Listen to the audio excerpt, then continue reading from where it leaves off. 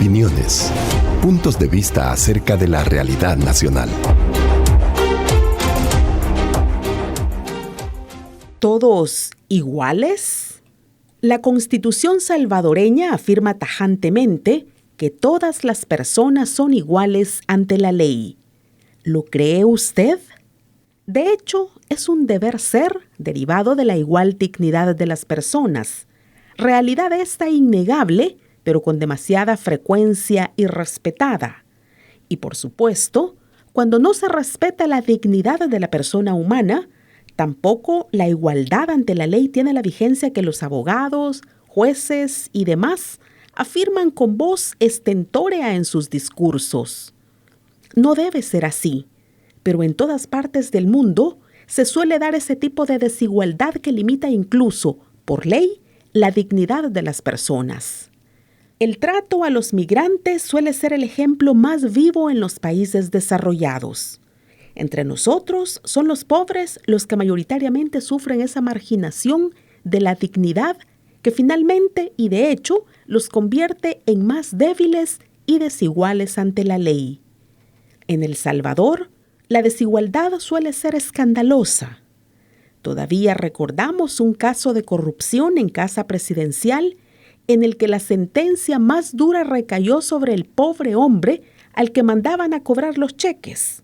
Traía de vuelta los billetes y nunca se enriqueció con la corrupción de sus jefes. Un chofer mandadero que cumplía órdenes de funcionarios de la administración Saca quedó con una condena de cárcel de más del doble de años que quienes repartían el dinero o firmaban los cheques.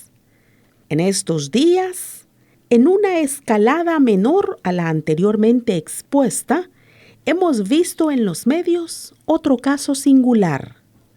Una camioneta elegante pero sin placas entra en un callejón oscuro a las 2 de la mañana. Hay gente honesta en el lugar, pero también se dice que en algún tiempo se vendía droga en esa zona. Uno de los honestos llama a la policía porque el vehículo de Marras se parquea enfrente de su casa. La policía llega, encuentra la camioneta con un honorable diputado dentro y se lleva preso al denunciante. Todo un espectáculo ejemplar de cómo funciona entre nosotros de vez en cuando el artículo 3 de la Constitución. Le pusieron multa al vehículo en el que andaba el diputado por carecer de placa. Ese es un capítulo de la historia que es fácil que no se escriba nunca. Por si quedaran dudas sobre la desigualdad, el Banco Mundial acaba de presentar un informe sobre la desigualdad en América Latina. Y aunque ubica a El Salvador entre los países de ingresos mediano-altos, asegura que el 60% de los hogares reciben ingresos que lo ubican en situación de pobreza o de seria vulnerabilidad. Aunque ubica en la clase media a los hogares que tienen un ingreso entre 14 y 81 dólares, lo cierto es que un hogar que tenga un ingreso inferior a 600 dólares al mes se encuentra en una seria vulnerabilidad económica. Una encuesta reciente de la Universidad Francisco Gavidia nos ofrece un panorama todavía más triste que el Banco Mundial. La desigualdad económica y social no es ni algo natural ni mucho menos algo sano para el desarrollo y la convivencia nacional.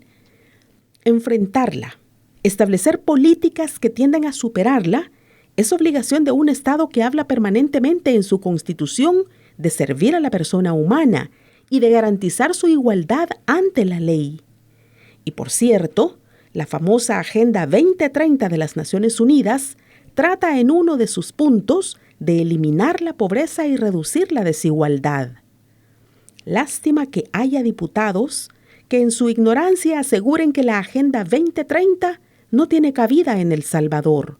Los que no deberían tener cabida en la Asamblea Legislativa son los políticos que, rechazando la Agenda 2030, terminen apoyando la pobreza y la desigualdad en El Salvador. Por José María Tojeira, sacerdote jesuita. Hasta aquí, la opinión de hoy.